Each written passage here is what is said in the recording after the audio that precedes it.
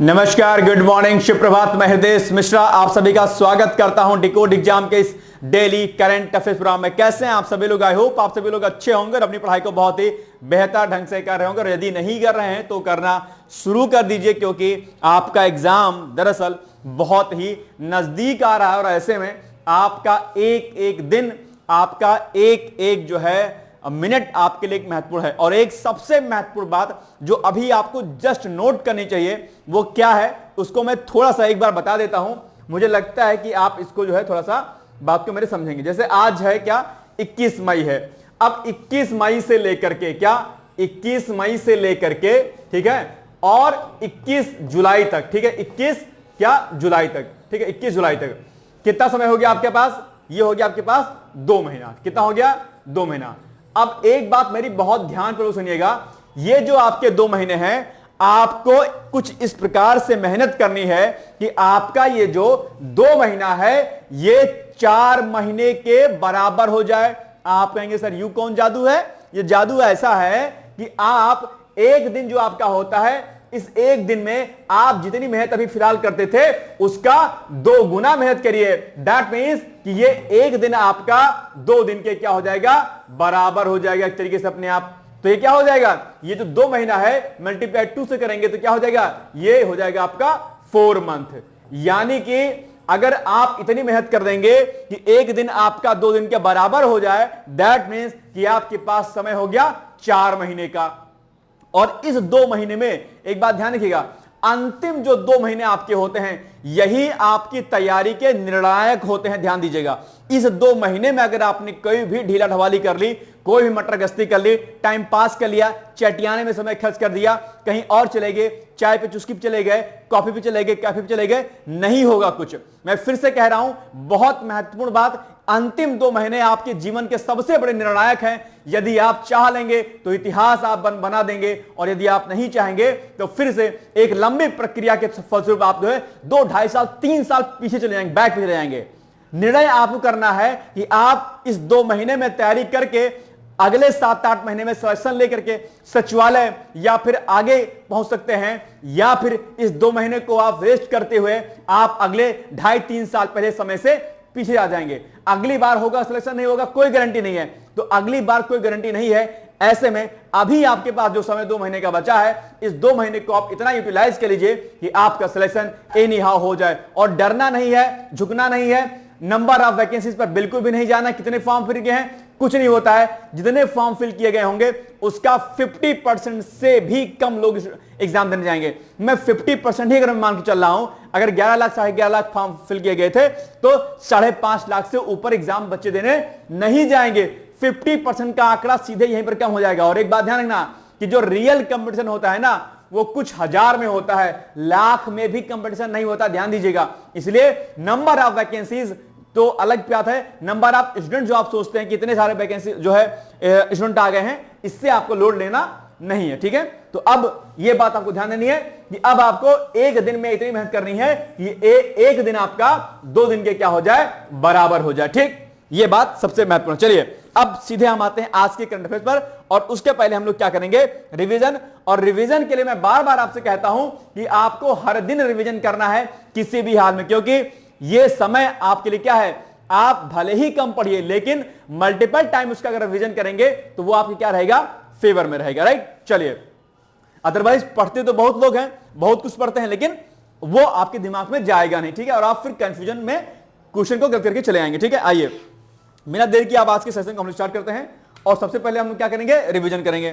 पहले आप पॉइंट क्या था कल का हमारा कि अब रोजगार ट्रेनिंग कोर्स और नजदीकी स्किल सेंटर से जुड़ी जानकारी लोगों को व्हाट्सएप पर तुरंत मिल सकेगी। यानी कि अगर आपको जॉब से रिलेटेड या कोई अन्य जानकारी आपको चाहिए तो वो आपकी व्हाट्सएप पर डायरेक्टली मिलेगी। ठीक है, और इसके लिए कौशल विकास एवं उद्यमशीलता मंत्रालय ने मेटा के साथ में समझौता ज्ञापन पर हस्ताक्षर किया हुआ है। ठीक है, कल मैंने पूछा था कि यह प्रश्न यहां पर आपके लिए बन सकता है, तो इसको टिक लगा लीजिएगा, इंपॉर्टेंट का। राइट, चलिए। भारतीय विदेश व्यापार संस्थान ने दुबई में अपना पहला विदेशी परिसर स्थापित करने की घोषणा की है। याद रखिएगा इस पॉइंट को। नेक्स्ट है, प्रधानमंत्री नरेंद्र मोदी 22 मई को राजस्थान में बीकानेर के देश नोक से 103 अमृत भारत रेलवे स्टेशनों का इन्होंने क्या किया?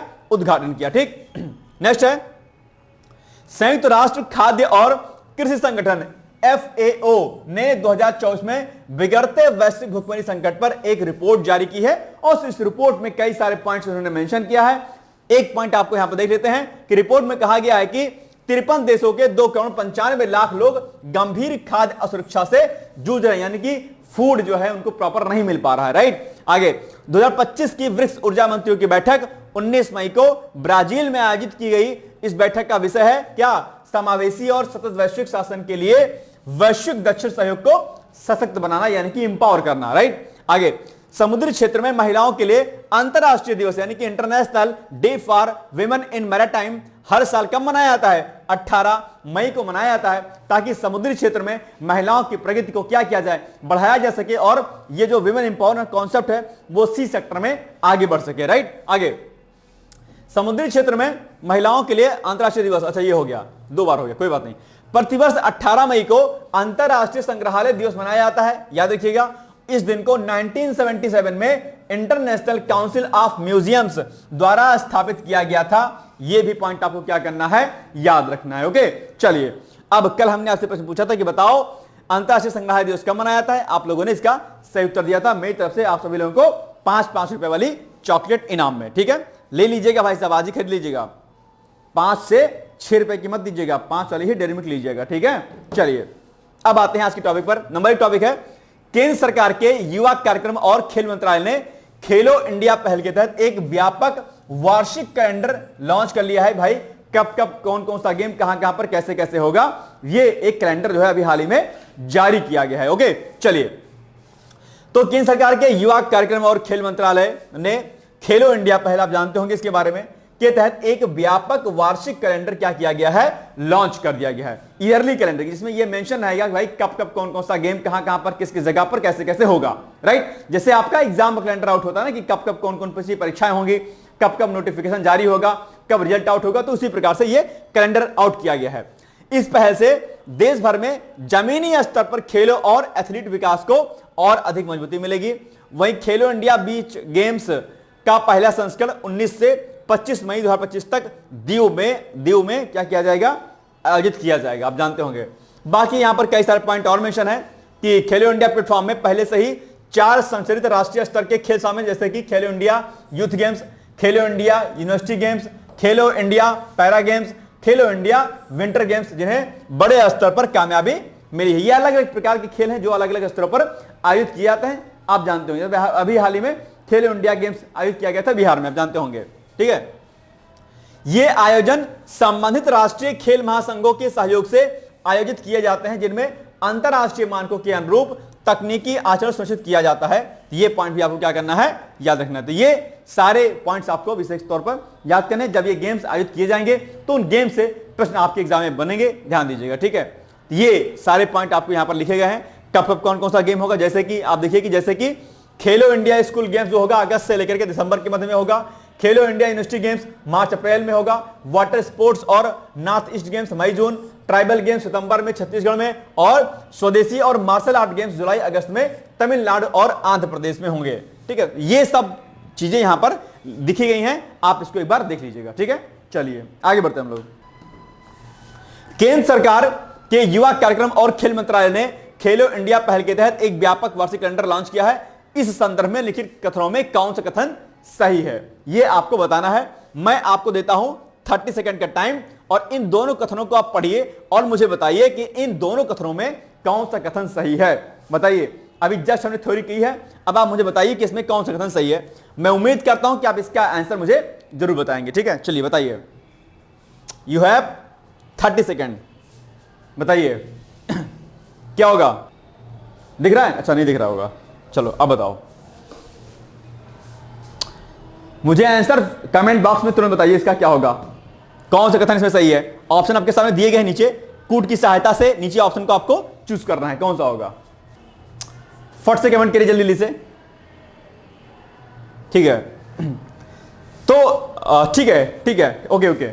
चलिए, इसका जो रियल आंसर होगा यानी राइट आंसर होगा वो क्या हो जाएगा, ऑप्शन नंबर सी, यानी कि इसमें दोनों कथन क्या है, सही है। दोनों स्टेटमेंट आपके first and second are right, that means कि option number C is the right answer, ठीक है। चलिए आगे बढ़ते हैं हम लोग।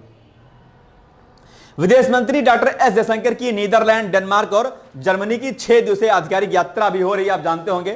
ठीक है, तो ये इन देशों में जाओगे और डॉक्टर एस जयशंकर जो कि विदेश मंत्री हैं 19 से लेकर के 24 मई तक नीदरलैंड, डेनमार्क और जर्मनी की आधिकारिक यात्रा पर थे। ठीक है, ये मैंने थे लिख दिया क्योंकि आप बाद में पढ़ेंगे तो ये बीत चुका होगा। अब एक बात ध्यान रखिएगा, इन देशों की यात्रा करने का मुख्य उद्देश्य क्या है? इन देशों के साथ में कई तकनीकी पहलुओं पर चर्चा करना और अभी हाल ही में जो ऑपरेशन सिंदूर किया गया इसके बारे में भी अलग अलग कंट्रीज को बारे में बताना कि भाई देखो क्या मामला था, कैसे कैसे हुआ। इस समय आप जानते होंगे भारत देश के सांसद अलग अलग कंट्रीज में जाएंगे और वहां पर अपनी बात को रखेंगे ताकि टेररिज्म के अगेंस्ट में, टेररिस्ट के खिलाफ जो है लोग अपनी आवाज को क्या करें, बुलंद करें। और जिस तरीके से IMF फंडिंग कर रहा है जो है पाकिस्तान को, उस पर भी एक तरीके से कहीं विराम चिन्ह लगा जा सके। अगर पता है कि पाकिस्तान टेरर एक्टिविटीज में शामिल है, प्रत्यक्ष तौर पर इसका प्रॉपर प्रूफ है, इसके बावजूद भी इंटरनेशनल जो आपका मॉनेटरी फंड है अर्थात जो IMF है वो फंडिंग कर रहा है, एक बड़े लेवल का फंडिंग। तो ये अपने आप में चिंताजनक बात है कि एक ऐसा देश जो आतंकवाद को जो है उगाता है, उसे बढ़ने देता है और ऐसे में वहां पर फंडिंग की जा रही है लगातार। ये अपने आप में बड़ा वैश्विक चिंता का विषय है मुझे लगता है। और इस पर इन जो अंतर्राष्ट्रीय जो संगठन है इन पर क्वेश्चन मार्क लगना क्या है, स्वाभाविक है। कहीं ना कहीं इनकी जो रेलेवेंसी है इनका, ये कहीं ना कहीं इसकी जो रेलेवेंसी क्या हो रही है, खत्म होती हुई चली जा रही है। इसी परिप्रेक्ष्य में आपने देखा होगा कि डोनाल्ड ट्रंप ने WHO पर यह आरोप लगाया था कि आपने कोरोना महामारी का सटीक और सही जानकारी नहीं दिया, इसलिए हम WHO से क्या हो रहे हैं, बाहर हो रहे हैं। तो अगर ये सारी बातें अगर हम इन संगठनों पर देखते हैं तो मुझे लगता है कि कहीं ना कहीं ये अपनी रिस्पॉन्सिबिलिटी को सही तरीके से समझें कि भाई हमें कहां फंड करना है, कहां नहीं करना है। ठीक है, ये बात आपको विशेष तौर पर ध्यान देनी। खैर, मई 2025 में विदेश मंत्री डॉक्टर एस जयशंकर की नीदरलैंड, डेनमार्क और कौन सा देश था, और देश था आपका भैया जर्मनी की आधिकारिक यात्रा पर कब से कब तक थे, तो ये आपके सामने स्टेटमेंट दिया गया है। ठीक है, तो ये ऐसे फैक्ट कई बार आपके एग्जाम में पीसीएस में खासकर आरओ में पूछे जाते हैं। तो ये 19 से लेकर के 24 मई 2025 तक ये जो है यात्रा पे थे। तो बस ए इज द राइट आंसर, कोई दिक्कत? चलिए, अंतरराष्ट्रीय मुद्रा कोष ने $7 अरब के लोन के लिए पाकिस्तान के सामने रखी शर्त, जो अभी मैं आपसे डिस्कस कर रहा था। जबरदस्ती वाली बहानेबाजी है IMF की, कोई इसमें वो नहीं है। ठीक है, फंड खूब कर रहा है। कितना कर रहा है? $7 अरब के लोन। आपको लगता है कि क्या पाकिस्तान इस $7 अरब के लोन को चुका पाएगा क्या? जी नहीं, नॉट पॉसिबल। प्रेजेंट टाइम के कंडीशन के अकॉर्डिंग नहीं। ये जितना लोन इसमें दे रहा है ना भाई, ये जो दे रहा है इसमें से तो आधा तो जो है इसका एम ही चला जाएगा उधार पाटने में, बाकी कुछ ही करोड़ बचेगा जो इसके डेवलपमेंट में लगेगा, और जो बचेगा भी वो ये टेरर एक्टिविटी में लगा देगा। तो डेवलपमेंट कहां से होगा? डेवलपमेंट होगा नहीं, इंफ्रास्ट्रक्चर डेवलप होगा नहीं, इंडस्ट्रियलाइजेशन होगा नहीं, तो क्या वहां पर पूंजी का विकास होगा? नहीं होगा। कैपिटा का जनरेट होगी? नहीं होगी। तो फिर कैसे होगा काम? लेकिन IMF को क्या कहा जाए, मुझे बड़ा दुख होता है कि ऐसे ऐसे बड़ी बड़ी अंतरराष्ट्रीय संस्थाएं जो है क्या कुछ करती हैं, संस्था से परे है मेरे। खैर, तो लेकिन अब IMF ने पैसा देने की बात कही है, लेकिन कहा है कि हम आपके सामने 11 शर्त रखते हैं, उसके बिहाफ पर देंगे। ये सब जो है फालतू वाली बातें होती, शर्त वह सिर्फ दिखाने के लिए है कि भैया देखो हम शर्त के बिहाफ पे दें ताकि क्वेश्चन मार्क ना लगा सके भारत, है ना। लेकिन ऐसा क्या है, किया जाए इसके लिए। तो इसके साथ ही भारत के साथ तनाव को एक बड़ा जोखिम बताया है किसने? IMF ने कहा है।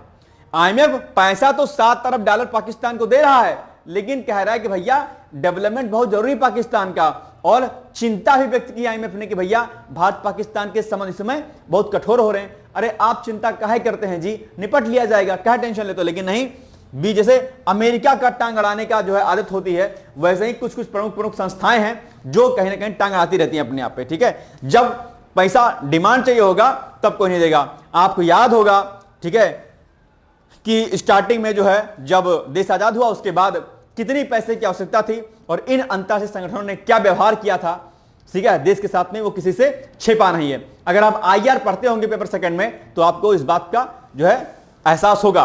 चलिए, पाकिस्तानी एक अखबार है एक्सप्रेस ट्रिब्यून, उसके मुताबिक जो नई शर्तें लगाई गई हैं उनमें 17.6 लाख करोड़ रुपए के नए बजट को मंजूरी देना, बिजली बिलों पर डेट सर्विसेज सरचार्ज बढ़ाना और 3 साल से अधिक पुरानी कारों के आयात पर प्रतिबंध हटाना क्या है, शामिल है इसमें। ठीक है, चलिए।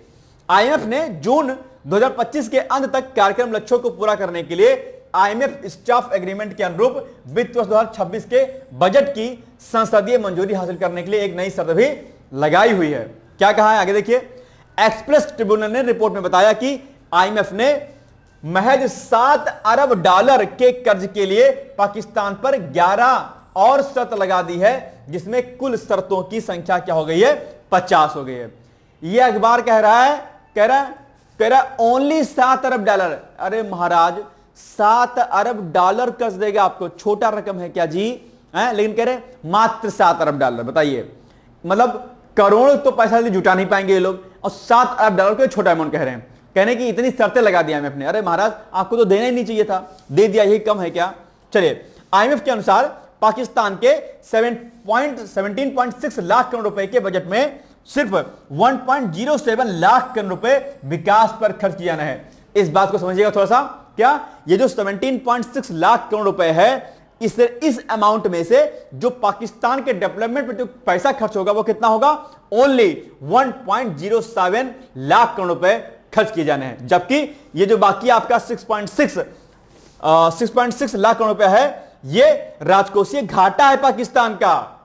बताओ, ये हाल है पाकिस्तान का। क्या कीजिएगा भाई साहब, वो कहेगा कि हम युद्ध लड़ेंगे भारत के साथ। अरे महाराज, खा पी लो यार, कुछ है, टेंशन देते रहते अपने आप को बिना मतलब।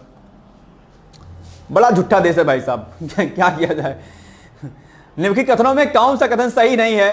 ठीक है, नंबर 1 पॉइंट, अंतरराष्ट्रीय मुद्रा कोष ने 7 अरब डॉलर के लोन की मंजूरी बिना किसी शर्त के पाकिस्तान को देने की मंजूरी प्रदान कर दी है। ठीक, एक कथन। दूसरा, आईएमएफ के अनुसार पाकिस्तान के 17.6 लाख करोड़ रुपए के बजट में से सिर्फ 1.07 लाख करोड़ रुपए विकास पर खर्च किए जाएंगे, जबकि 6.6 लाख करोड़ रुपए क्या है, वहां का राजकोषीय घाटा है। बताओ, दोनों में से कौन सा कथन सही नहीं है, रॉन्ग स्टेटमेंट। देखो, मैंने कई बार आपसे कहा है कि ये वाला पॉइंट आप लोग प्लीज याद रखा करो, कौन सा सही नहीं है। इसको आप नहीं वाले को क्या करते, भूल जाते हो, और क्या पढ़ोगे, कौन सा कथन सही है। बस जहां आपने देखा कौन सा कथन सही है, बस कहोगे सर दूसरा वाला सही है, बस खट से टिक मार के केवल 2 चले आओगे, बस हो गया क्या, रॉन्ग। इसलिए मैं कहता हूं कि जब भी आप एग्जामिनेशन हॉल में बैठे, वहां पर आप लोग क्या काम करें, बहुत अच्छे तरीके से एक एक प्रश्न को अच्छे तरीके से समझने का प्रयास कीजिए। कई बार एग्जामिनेशन हॉल में क्या होता है कि लोग अपनी ओमार शीट ही गलत फिल कर देते हैं। अब बताइए, सबसे पहला काम एग्जामिनेशन हॉल में है, आप अपनी ओमार शीट को बहुत ही प्रॉपर तरीके से आराम से जो क्या करें, फिल करें, ताकि कोई भी दिक्कत ना होने पाए। अगर वहीं पर त्रुटि हो गई, मिस्टेक हो गई, तो आपकी कॉपी कैसे चेक होगी आगे, है ना, सिंपल सी बात है। तो ऐसी तरीके से क्वेश्चन पेपर को भी आपको बड़े तल्लीनता के साथ, बड़ी शिद्दत के साथ आपको धैर्यतापूर्वक आपको पढ़ना है और फिर उसका उत्तर देना है। कई बार क्या होता है कि प्रश्न पढ़ते समय ही आपके सामने उत्तर निकल के आ जाता है, लेकिन कब, जब आप बहुत ध्यान से पढ़ेंगे, तब दिमाग में कोई और होगा, दिल में कहीं कोई और होगा, तो वो होगा। अब आप सोच रहे हो यार जल्दी से एग्जाम खत्म हो, यार वहां पे टाइम दिया है मिलने का, जाना है मिलने, और दिमाग में वो रहेगा पॉइंट, तो गलत करके चले आओगे, या टेंशन ले लोगे, हड़बड़ाहट हो जाएगी, यार एग्जाम होगा कि नहीं होगा, लोड लोगे तो भी प्रश्न गलत हो जाएगा आपका। तो ये बात ध्यानपूर्वक सुननी है, इसको नोट कर लो भाई साहब, ठीक है। ये गलती बहुत करते हैं आप लोग। चलिए, अब अगर इस कथन की हम बात करें तो आप ये देखेंगे कि इसमें पहला वाला कथन सही नहीं है, ठीक है, ये रॉन्ग है, और रॉन्ग ही आपसे पूछा हुआ है आपसे, ठीक, क्या रॉन्ग ही क्या आपसे पूछा हुआ है, दैट मींस कि ये कथन क्या हो जाएगा, रॉन्ग, यानी कि केवल एक कथन क्या हो जाएगा, गलत। अब केवल एक कहां पर है, यहां पर, यानी कि ए इज द राइट आंसर, ठीक, कोई दिक्कत। चलिए, भारतीय अंतरिक्ष अनुसंधान संगठन इसरो का EOS-09 मिशन अभी जो है चर्चाओं में रहा है, और थोड़ा सा प्रॉब्लम होने की वजह से ये जो मिशन था 101वां मिशन था इसरो का, 100 मिशन पूरे हो चुके हैं, 101वां मिशन था, लेकिन दुर्भाग्यवश जो है ये क्या हुआ, ये मिशन जो है रह गया, नहीं पूरा हो पाया। खैर, इसरो ने कहा कि हम वापस आएंगे, इसको हम दोबारा से लॉन्च करेंगे। कई बार होता है ना, कुछ कुछ कमियां हो जाती हैं, लोड नहीं लेना होता है। इसरो की बहुत असफलताएं हैं, लेकिन उन बहुत असफलताओं से बहुत ज्यादा क्या है, सफलता है, और यही परिणाम रहा है कि इसरो अपनी असफलताओं से कभी घबराया नहीं। जहां पर हमारे पास बहुत छोटी सी टेक्नोलॉजी नहीं थी, उस समय आज भारत अपने आप में जो है बहुत कर्मठ और बहुत ही आत्मनिर्भर जो है बन चुका है किसमें, स्पेस टेक्नोलॉजी में, है ना। चलिए आगे बढ़ते हैं हम लोग। तो भारतीय अंतरिक्ष अनुसंधान संगठन का EOS 09 मिशन तीसरे चरण में क्या हुआ, चूक गया। 2 चरण उसके पूरे हो गए, तीसरे में ब्रेक हो गया।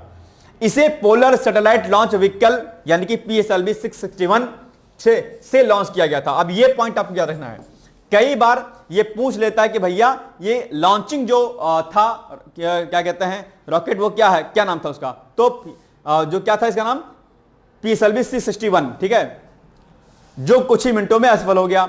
आधिकारिक एक्सपोस्ट में बताया गया कि 18 मई को 101वां प्रक्षेपण प्रयास किया गया। PSLV 661 का प्रदर्शन दूसरे चरण तक समान रहा। तीसरे चरण में तकनीकी यानी कि टेक्निकल थोड़ा सा उसमें ब्रेक हुआ ही, और इससे जो है क्या हुआ, तीसरे चरण में क्या हुआ, चूक गया। लेकिन कोई बात नहीं, ठीक है, नो प्रॉब्लम, आगे फिर से सक्सेस हो जाएगा। चलिए, और ये जो EOS 09 एक एडवांस पृथ्वी ऑब्जर्वेशन सैटेलाइट है, ठीक है, ये इस पॉइंट को याद रखिएगा, यही फेल हुआ है। तो ये क्या है, अर्थ ऑब्जर्वेशन सैटेलाइट है जिसमें C band synthetic aperture radar तकनीक का इस्तेमाल किया गया है। यह सैटेलाइट किसी भी मौसम और दिन रात में धरती की सतह की हाई रेजोल्यूशन की तस्वीर लेने में क्या है, सक्षम है। यानी कि मौसम कैसा भी होगा, ये ऊपर से स्पेस से आपके एस सरफेस की बढ़िया से तस्वीर ले लेगा, मस्त एकदम बढ़िया से, ठीक है, कोई दिक्कत नहीं। लेकिन दुर्भाग्य से अभी फेल हो गया, कोई बात नहीं, आगे फिर से अच्छे से हो जाएगा। चलिए, जब भी कोई चीज खराब होती है जीवन में, तो इसका मतलब यह होता है कि आपको उससे बेहतर और बेहतर मिलने वाला है। कई बार हम अपने जीवन में कई सारी परिस्थितियों से परेशान हो जाते हैं, घबरा जाते हैं, और हमें लगता है हे ईश्वर, सब कुछ हमारे साथ ही क्यों हो रहा है, हमारे ऊपर ही कष्ट क्यों हो रहा है। एक्चुअली में ऐसा होता नहीं है, कष्ट सभी के जीवन में होते हैं, किसी के जीवन में थोड़ा सा ज्यादा होता है, किसी में कम होता है। हमें हताश नहीं होना चाहिए। असफलता, मेरा एक स्टेटमेंट है, मैं कोटेशन लिखता हूं, तो मेरे कोटेशन की असफलता सफलता की जननी है। क्या, असफलता सफलता की जननी है। यानी कि अगर एक बार आपको अनसक्सेस मिल गई, उससे आप बहुत कुछ सीखेंगे, जानेंगे, उस पर काम करेंगे, तो दोबारा से क्या हो जाएगा, आप सफल हो जाएंगे। तो क्या है, असफलता ने ही सफलता को जन्म दिया है, ठीक। और असफलता के बाद जब आपको सक्सेस मिलती है, तो वो सक्सेस से आप बहुत कुछ सीखते हैं, समझते हैं, जानते हैं, और एक डाउन टू अर्थ रह करके, ग्राउंड पे रह करके आप काम करते हैं, ठीक है। चलिए, तो कभी घबराइएगा नहीं। चलिए, यह कृषि, वन क्षेत्र प्रबंधन, आपदा प्रबंधन और रक्षा क्षेत्रों में महत्वपूर्ण भूमिका निभा सकता है। इसरो के मुताबिक यह PSLV रॉकेट की कुल 63वीं उड़ान और PSLV XL वर्जन की 27वीं उड़ान थी अपने आप में। खैर कोई बात नहीं, चलिए ओके, ये सब पॉइंट आप लोग बाकी पढ़ लीजिएगा इसको, ठीक है।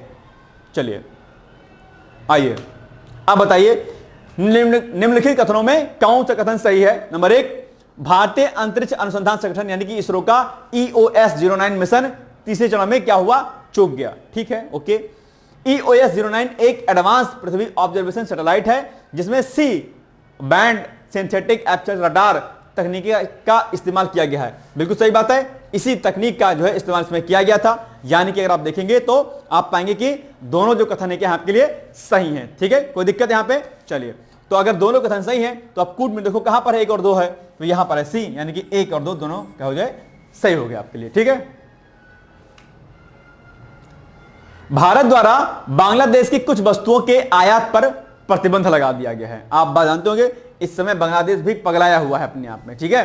क्या ही किया जाए, कुछ कंट्री ऐसी हो गई हैं जिनका दिमाग जो है क्या हो गया है, उबड़ खाबड़ टाइप का। जैसे तुर्की हो गया अपने आप में, चाइना का तो ऑलरेडी पलटा रहता है अपने आप में, तो तुर्की का, बांग्लादेश का, पाकिस्तान का, इन लोग का दिमाग उल्टा पलटा .com टाइप का है। क्या कीजिएगा, ठीक है, दम कुछ नहीं है, लेकिन भारत के खिलाफ कुछ ना कुछ एक्टिविटी जरूर करेंगे ये लोग। चलिए, एक महत्वपूर्ण व्यापार नीति बदलाव के तहत भारत ने बांग्लादेश से भूमि बंदरगाहों के माध्यम से देश में रेडीमेड गारमेंट्स, प्रोसेस्ड फूड और अन्य वस्तुओं के आयात पर क्या कर दिया है, प्रतिबंध लगा दिया है, जो तत्काल प्रभाव से क्या हो जाएगा, लागू हो जाएगा, ठीक। आगे, वाणिज्य और उद्योग मंत्रालय के तहत विदेश व्यापार महानिदेशालय ने बांग्लादेश से भारत में रेडीमेड गारमेंट्स, प्रोसेस्ड फूड जैसे कुछ सामानों के आयात पर भूमि बंदरगाह प्रतिबंध लगाते हुए एक अधिसूचना भी क्या कर दी है, जारी कर दी है, ठीक है। हालांकि इस तरह के बंदरगाह प्रतिबंध भारत से होकर गुजरने वाले बांग्लादेशी सामानों पर लागू नहीं होंगे। तो ये पॉइंट भी आपको क्या करना है, याद रखना है। लेकिन नेपाल, भूटान के लिए आने वाले सामान पर लागू होंगे। निर्देश के अनुसार बांग्लादेश से सभी प्रकार के रेडीमेड गारमेंट्स का आयात किसी भी भूमि बंदरगाह पर से नहीं किया जाएगा। हालांकि इसे केवल नाहवा, सेवा और कोलकाता बंदरगाहों के माध्यम से अनुमति दी गई है। तो ये कुछ प्रतिबंध बांग्लादेश की हरकतों को जो है देखते हुए लगाए गए हैं। इस पर आगे जानते हैं। एक शब्द सुना होगा आपने, ट्रेड वार। क्या? ट्रेड वार एक वर्ड है क्या? Trade war. Trade war, trade war क्या होता है जानते हैं आप क्या?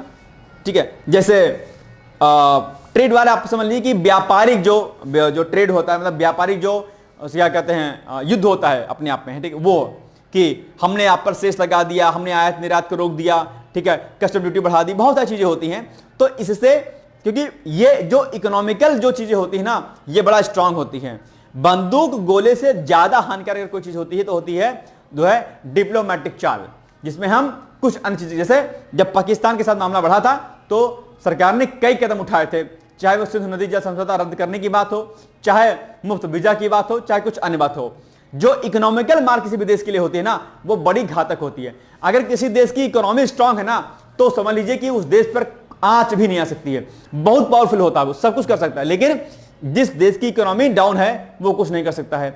वैसे भी कहा गया है कि पैसा अपने आप में क्या बहुत बड़ी चीज है, और सामान्य तौर पर कहा जाता है कि पैसा जो है सब कुछ है, लेकिन पैसे के बिना भी कुछ नहीं है।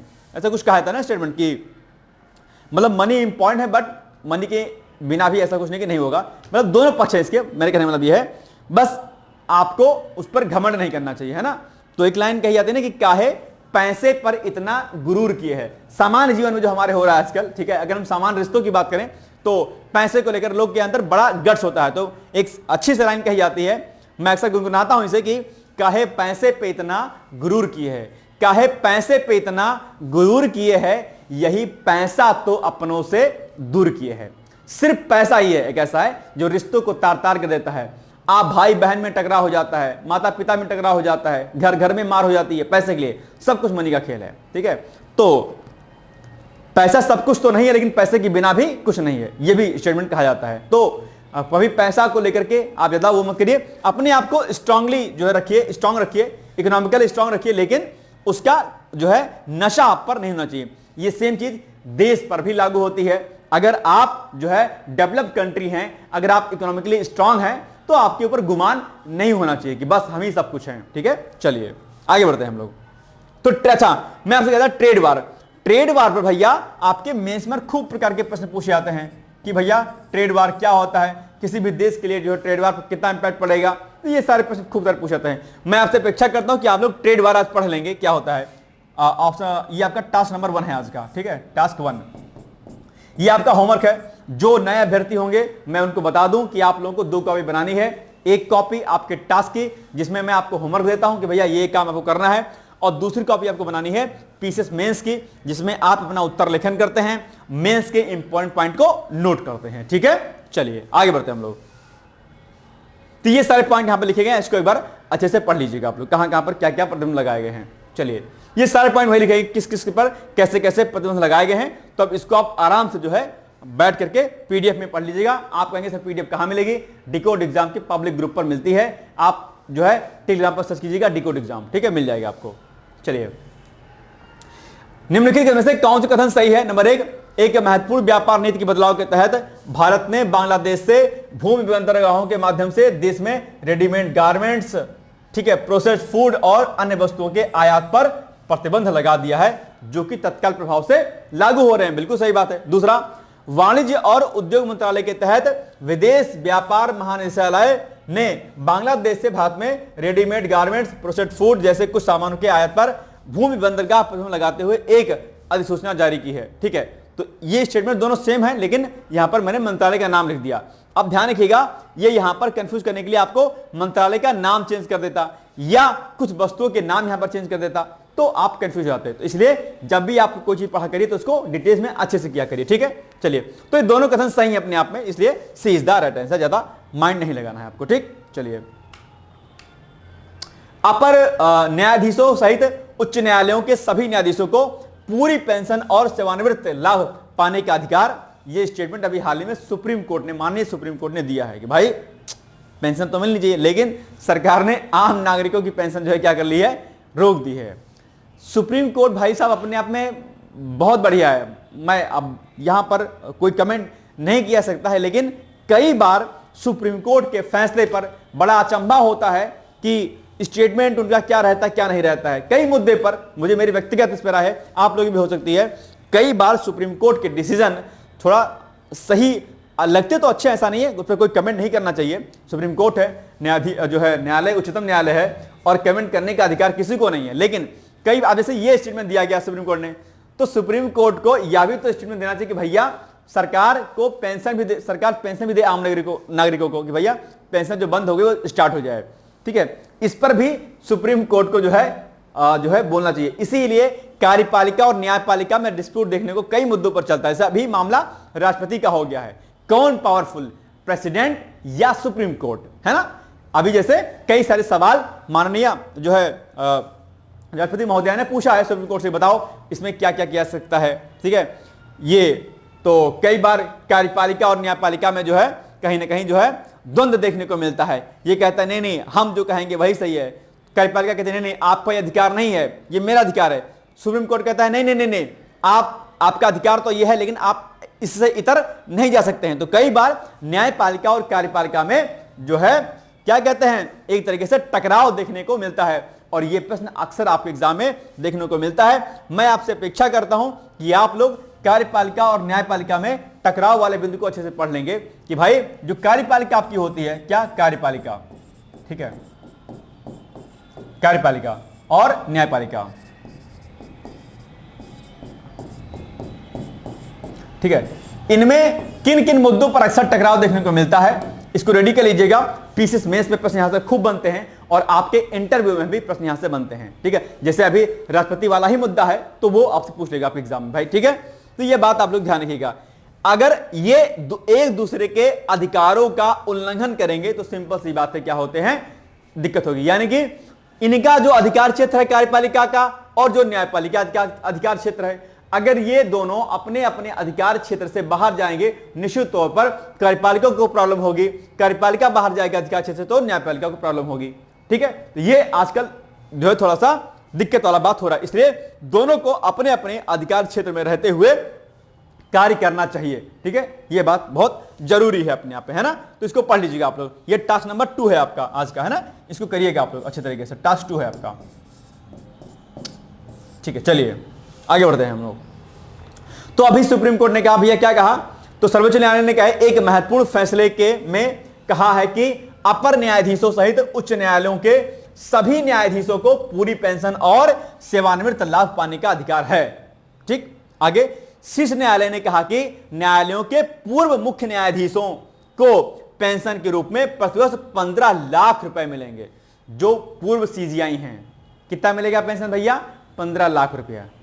आप सोच रहे हैं क्या कितना है अमाउंट ये। आगे, ऐसा ना करने पर इसे संविधान के अनुच्छेद 14 के अंतर्गत समानता के अधिकार का उल्लंघन माना जाएगा। और आगे क्या कहते हैं, आगे कहते हैं शीर्ष न्यायालय के मुख्य न्यायाधीश BR गवई और न्यायमूर्ति ऑगस्टीन जॉर्ज मसीह की पीठ ने कहा कि सभी को पेंशन दी जाएगी, चाहे उनकी नियुक्ति कभी भी हुई हो और वे अपर न्यायाधीश के रूप में सेवानिवृत्त हुए हो या उन्हें बाद में अस्थायी किया गया हो, कोई भी कंडीशन हो उनको पेंशन दी जाएगी। आगे न्यायालय ने कहा कि न्यायाधीशों में उनकी नियुक्ति के समय या उनके पद के आधार पर भेदभाव करना मूल अधिकारों का उल्लंघन माना जाएगा।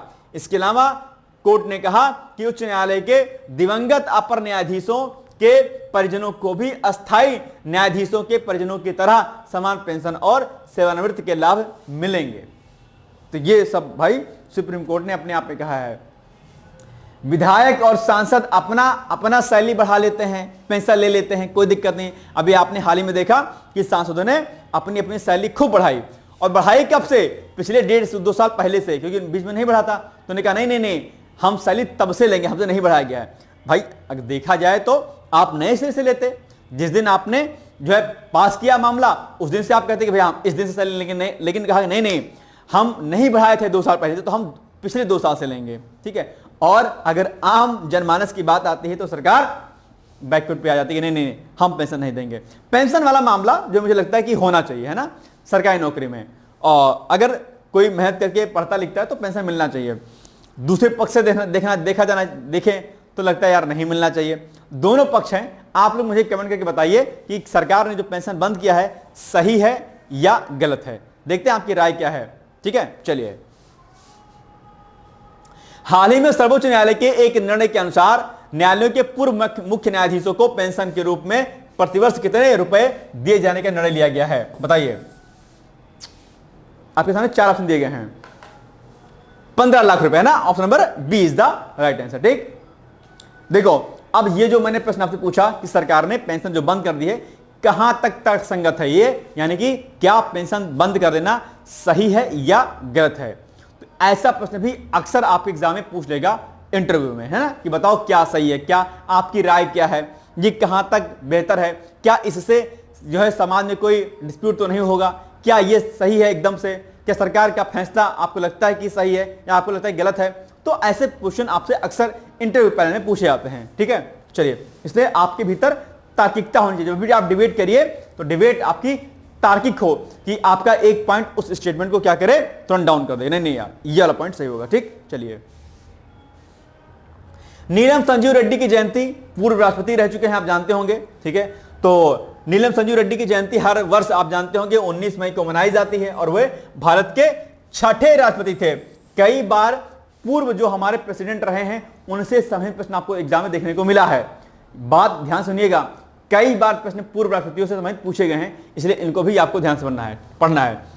तो ये जो नीलम संजीव रेड्डी थे वो देश के 6ठे राष्ट्रपति थे और उनका जन्म 19 मई 1913 को आंध्र प्रदेश के अनंतपुर जिले के इल्लूर गांव में हुआ था। पूर्व राष्ट्रपति नीलम संजीव रेड्डी 25 जुलाई 1977 से कब तक 25 जुलाई 1977 से 25 जुलाई 1982 तक देश के 6ठे राष्ट्रपति रहे। तो इनका कार्यकाल आप लोग क्या करिएगा, याद रखिएगा। ठीक, आगे। वह भारत के पहले और अब तक के एकमात्र राष्ट्रपति थे जो निर्विरोध निर्वाचित हुए थे। तो अब सीधे यही प्रश्न पूछ लेगा कि बताइए भारत के पहले और अब तक के एकमात्र राष्ट्रपति कौन थे जो निर्विरोध रूप से निर्वाचित हुए। तो आप तुरंत बताइएगा कि सर नीलम संजीव रेड्डी जी थे। ठीक है, याद रहेगा पॉइंट।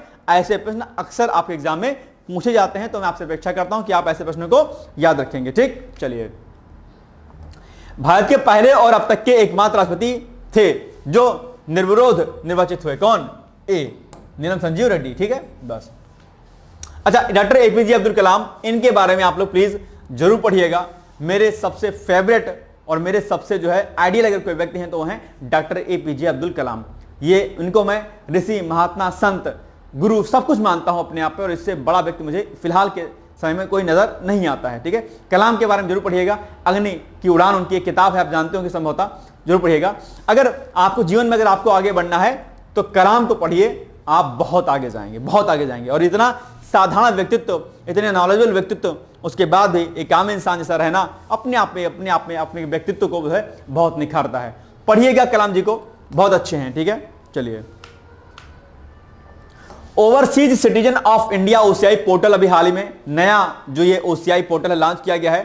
ठीक है, तो overseas citizen of India OCI portal को केंद्रीय गृह मंत्री अमित शाह ने नई दिल्ली में इसका शुभारंभ किया है। ये नया फीचर्स इसमें कुछ ऐड ऑन किया गया है, इसलिए अभी चर्चाओं में है।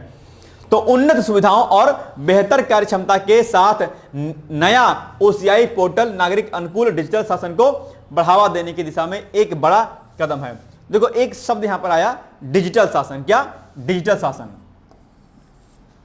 ये डिजिटल गवर्नेंस, ये बड़ा अच्छा जो है क्या है, ये कॉन्सेप्ट है। आपने पेपर सेकंड में ई गवर्नेंस पढ़ा होगा। क्या e governance? E governance is the part of digital शासन, अपने डिजिटल गवर्नेंस, यानी कि इसमें चीजें डिजिटलाइज रूप में होंगी। ई गवर्नेंस का जो कॉन्सेप्ट है इसी से क्या है, कोरिलेट करता है। तो डिजिटल शासन, ई गवर्नेंस, ऐसे पॉइंट आप एग्जाम के लिए क्या है, बहुत आवश्यक है। आप जानते होंगे इस समय हर चीज क्या हो रही है, डिजिटाइज हो रही है, कंप्यूटराइज हो रही है। पेन और जो है क्या कहते हैं कागज का इस्तेमाल कम हो रहा है, हर एक चीज कंप्यूटर पर हो रही है। और अगर डिजिटल शासन होगा तो अपने आप पे कहीं ना कहीं अकाउंटेबिलिटी और पारदर्शिता आएगी। डिजिटल गवर्नेंस से अकाउंटेबिलिटी और ट्रांसपेरेंसी आती है, और जिससे क्या होता है, गुड गवर्नेंस अर्थात सुशासन की संकल्पना क्या होती है, साकारित होती है। गुड गवर्नेंस आप जानते होंगे पेपर सेकंड का पार्ट है गवर्नेंस का, गुड गवर्नेंस पर भी खूब सारे प्रश्न आते हैं। तो डिजिटल शासन क्या होता है इसको आप लोग मेंस से तैयार कर लीजिएगा। ये आपका टास्क नंबर क्या है, 3 है।